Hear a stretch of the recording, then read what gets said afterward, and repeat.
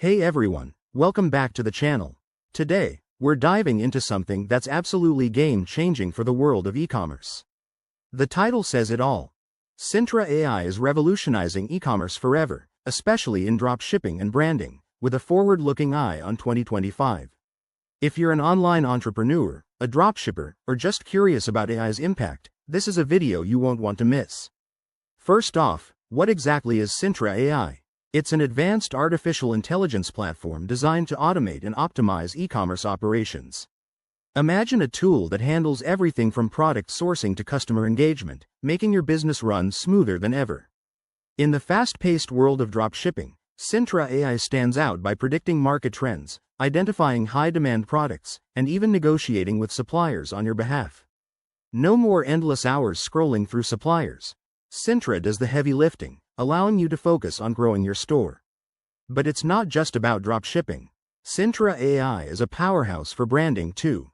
It uses AI algorithms to create personalized branding strategies, generating eye-catching visuals, tailored marketing content, and even customer insights that help you build a loyal audience. For example, it can analyze customer data to suggest the perfect brand voice or design elements that resonate with your target demographic.